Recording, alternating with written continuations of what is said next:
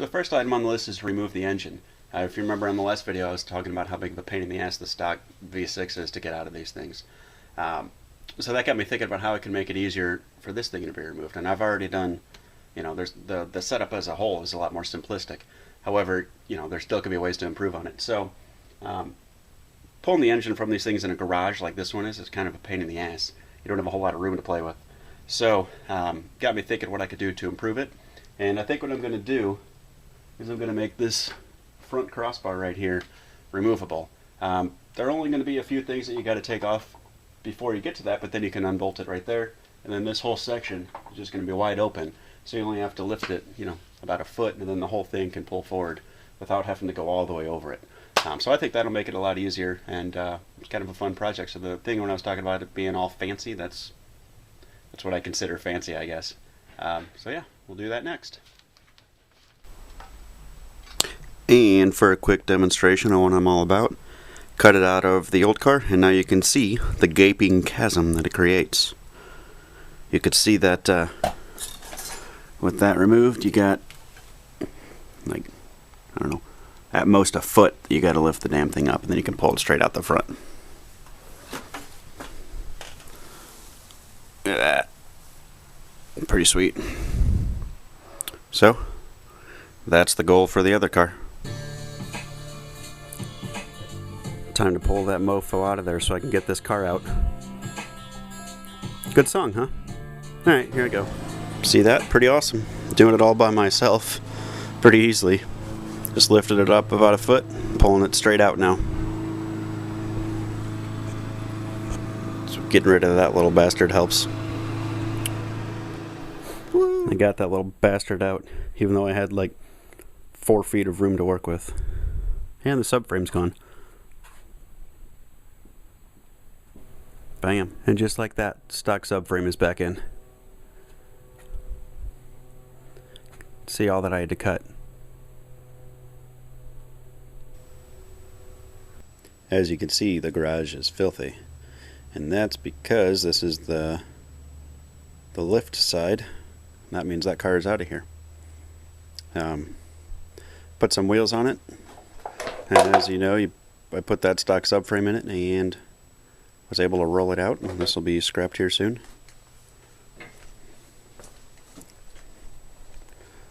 Take a look at those wheels. Yeah, I believe they're from an early 90s Ford Ranger. 225 70 14s. Had to take the brakes off just to put them on there. And you can see the inside is a junkyard at the moment.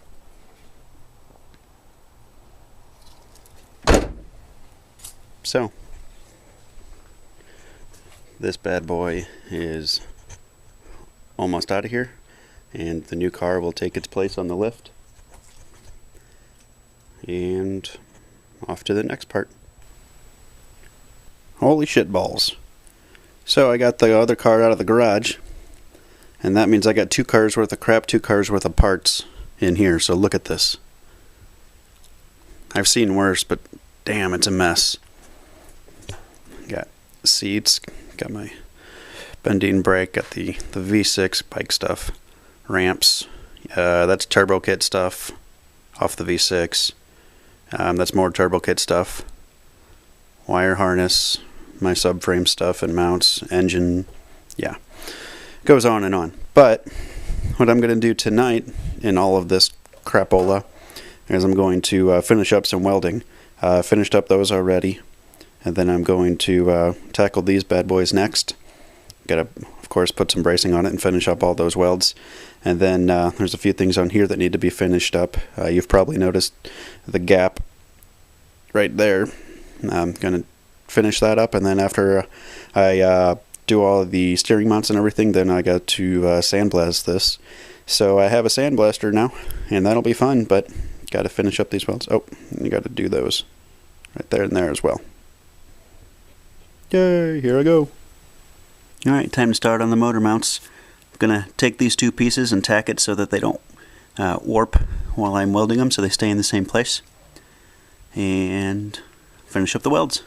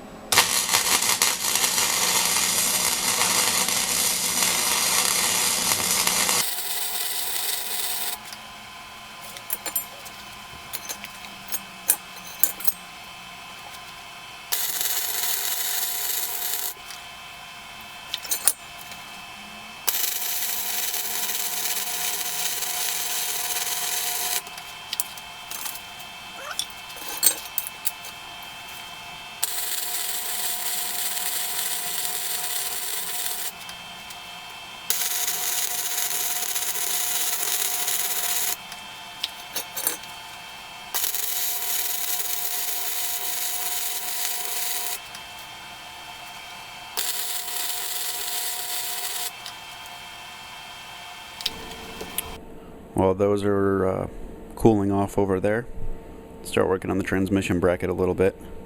Just filling it, just kind of making it look pretty. I need to grind these down. There were a few little holes right there, so I just patched them up, and then I'm going to grind them down and make it all smooth.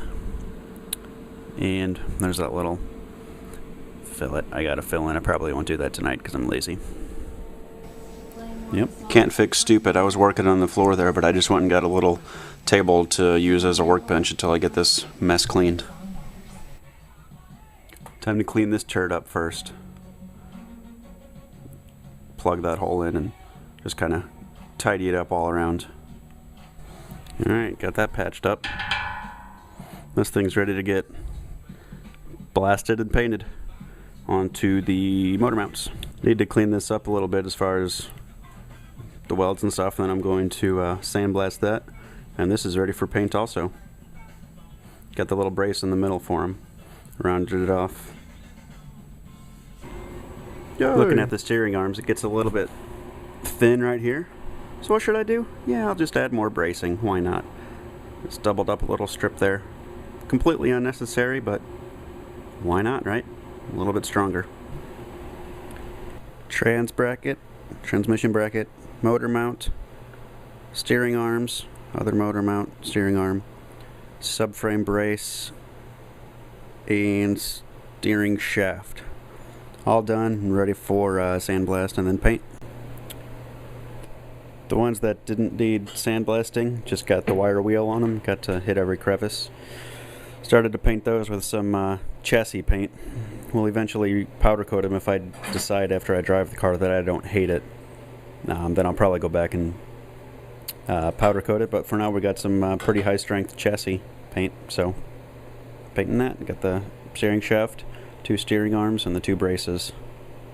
And then the motor mounts and the transmission mount need to be sandblasted. This chassis paint's pretty cool. Anyway, now it's time to start working on the subframe. Gonna weld that and that up fully. Then going to finish the welds right in here, and then do the finish up the steering rack mounts. And then it's time to blast it and paint it. Oh, yeah, never mind. I got to put the caps on the end there too. Taking the side skirts off and swapping them with the 94, and working on taking out the dash. Kind of random what I'm doing here, but it'll all come together. Transmission tunnel is cut. It's a lot smoother than last time. It's in the right spots. Nice and smooth curve of the bell housing right there. This part still needs to be cleaned up a little bit, but got a little notch for the drive shaft. It's going to be a 2-piece drive shaft. It'll come out of the transmission about here, and it'll go down a little bit. We tested it. You know what? Here, I'll just show you. There you go. Oh, that's heavy. Anyway, that's what it'll look like. So, this whole video is sporadic, but that's the way it is. And now I'm working on the front removable part. You'll see that later. And then there's that firewall crap insulation. I gotta figure out a way to make that pretty, but you can see the nice smooth curve. The big giant hole. Yay! So I was pulling the wiring harness, that's the engine harness, out of the car. There may be those connected to a few things that I might have to retain, so I'm either going to pull that thing apart, or if it's only just a couple wires, then I'll just make my own new harness. Anyway, I want to pull that out, and you take the fan out just because it leaves that much more access.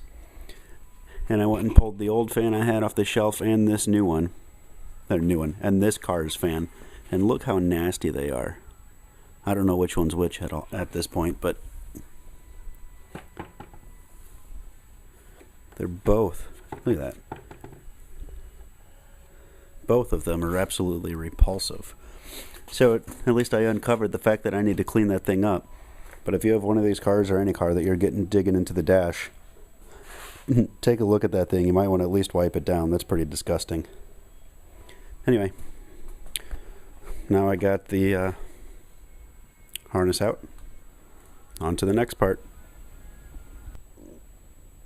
Subframe is out. Gonna sandblast it and paint it.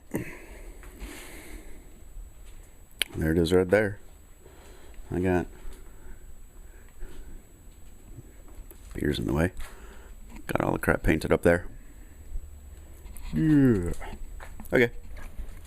Next. Alrighty. The end of this chaotic and unorganized and ADD riddled video here. The engine is back in the car. The subframe is complete aside from paint.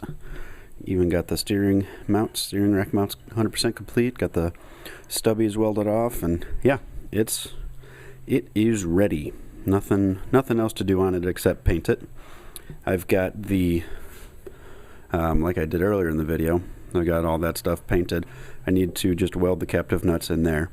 But I've also got this is the first time you've seen this. It's got the removable front section here. What you do is you cut this part out first on the slice. You cut this part out first, and then you build the bracket and bolt it to it, and everything's there. So when you have the bracket built, it's still 100% in the factory position. So then when you cut the rest of it, nothing happens. It's bolted on and everything's solid. So that's good to go. I got it on both sides. The bracket itself is sort of straddling the front of this, so it's like that. And then this thing is tied into to this piece, obviously, and it bolts like that. Any sort of frontal impact, and it's going to be pushing straight on this right here.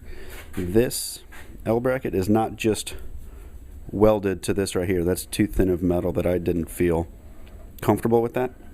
So what it is, it's actually two pieces of metal. It's hard to see there. One piece comes into about here and then goes down, and then this piece is welded to that. That way, if anything were to break, any welds or anything, you have this whole piece on the inside pushing against this if there were to be any impact. Not sure if that's going to make sense, but anyway, working on a little bit, and then the factory radiator mount is metal, so that helps as well. So, engine's in, all is well. I like this look, seeing all the symmetry. It's kind of cool. And interior's going to be too dark. Anyway, you got the interior cut. The transmission is in there. Yeah. Next video I'll get more in detail, I suppose. The transmission mount's all done as well. You can see the interior is largely put together. Just got to put the dash and center console in. So now is the time where I kind of reflect back on what this car has brought me. So if you think about 3 months prior to the last video, I had just done the steering. I don't think I had done one other single item. So now, in these past 3 months or whatever it is, what I have done is, if you act like I had the original car still, replace the passenger door, replace the driver's side mirror, replace the passenger window motor and the driver's side window motor, replaced all the hatch seals, replaced about 17 interior components and electronics, replaced the ABS, which I'm going to get into in a different video, relocated the fuse box, windshield wiper thingy, whatever the hell that fuse box is. Let's see, all sorts of that crap. There's a whole slew of things, but you get the idea. Is that I got to combine the two cars, and when I started to take this one apart, I could leave a whole lot in it. When I took apart the dash, I labeled every single piece of the process, and it's also going to have every single factory nut and bolt to it. So you could see everything is labeled like that. And it goes in each one of these baggies. So that's going to be super easy to put back together. Like I said, it's going to have every single factory bolt and nut on there. The transmission tunnel is cut. It's hard to say. It's very smooth, and it's exactly where it needs to be.